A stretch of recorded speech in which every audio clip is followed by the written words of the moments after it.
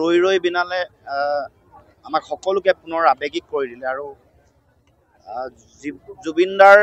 গোটেই জীৱন পৰিক্ৰমাৰ বহু কথা এই চিনেমাখনত তেওঁ আগতেই পৰ্ট্ৰে কৰিছে, আগতে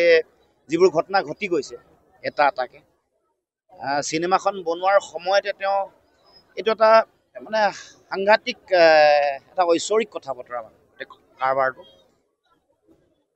গোটেই চিনেমাৰ কাহিনীটোত জুবিনদাৰ জীৱন, তেওঁ শেহতীয়াকৈ কোৱা কথা বতৰা, ৰীতা চৌধুৰী বাইদেউৰ সাক্ষাৎকাৰ, তাৰ মাজত যিবোৰ তেওঁ কথা ক'লে, তেওঁৰ সংগ্ৰাম, লোনলিনেছ, নিসংগতা, তাৰ মাজত থকা যন্ত্ৰণা, জীৱন আৰু অসমৰ বিভিন্ন ঘটনা পৰিঘটনা য'ত জাতীয় জীৱনক কৰা বিভিন্ন ধৰণৰ কথা বতৰা আছে, তাত ৰাজনৈতিক চেতনা, ৰাজনীতি আছে আৰু গোটেই যেন বহু দিনৰ আগতে গোটেই কথা জুবিনদাই নিজে ধৰিব পাৰিছিল, নিজে গম পাইছিল। এই যিটো দূৰদৰ্শী চিন্তা, এগৰাকী শিল্পীৰ শিল্প চেতনাই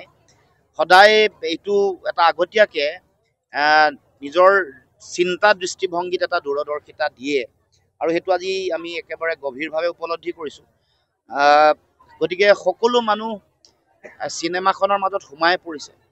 আৱেগবিহ্বল হৈ পৰিছে, কিন্তু তাৰ মাজত জীয়াই থকাৰ চেতনাটো, মানুহক উজ্জীৱিত কৰাৰ চেতনাটো কিন্তু চিনেমাখনত জুবিনদাই দি থৈ গৈছে। সেইটোৱে মই ভাবোঁ শক্তি, সময়ৰ শক্তিৰ কথা কৈছে, জীৱনৰ কথা কৈছে, জীৱনক উজ্জীৱিত কৰি থকাৰ চেতনাৰ কথা কৈছে। গতিকে সেয়াই আচলতে প্ৰতিগৰাকী মানুহৰ, এখন সমাজৰ সংগ্ৰামী জীৱন যাত্ৰাৰ মূল শক্তি আৰু মূল আধাৰ। গতিকে এখন অসমৰ সমাজক, অসমৰ মানুহক দিয়া এটা শক্তিশালী বাৰ্তা, জীৱন সম্পৰ্কীয় এটা শক্তিশালী বাৰ্তা, সামাজিক চেতনা সম্পৰ্কীয় এটা বাৰ্তা, ফেক কথা বতৰাবোৰ নাইকিয়া কৰি যিটো সত্য, যিটো বাস্তৱ, যাক লৈ আমি যুঁজিব পাৰোঁ, যাক লৈ আমি জীয়াই থাকিব পাৰোঁ, সেই কঠোৰ আৰু নিষ্ঠুৰ বাস্তৱৰ লগত যুঁজি সংগ্ৰাম কৰি জীয়াই থাকিবলৈ অসমৰ সমাজ আৰু জাতীয় জীৱনক শক্তি আৰু প্ৰেৰণা দিছে। আৰু মই সকলোকে ছবিগৃহলৈ আহিবলৈ অনুৰোধ জনাইছোঁ, জুবিনদাক আৰু গভীৰৰ পৰা গভীৰতলৈ বুজি পাওক, জুবিনদাৰ চিন্তা, দৰ্শন আৰু আদৰ্শক বুজি পাওক আৰু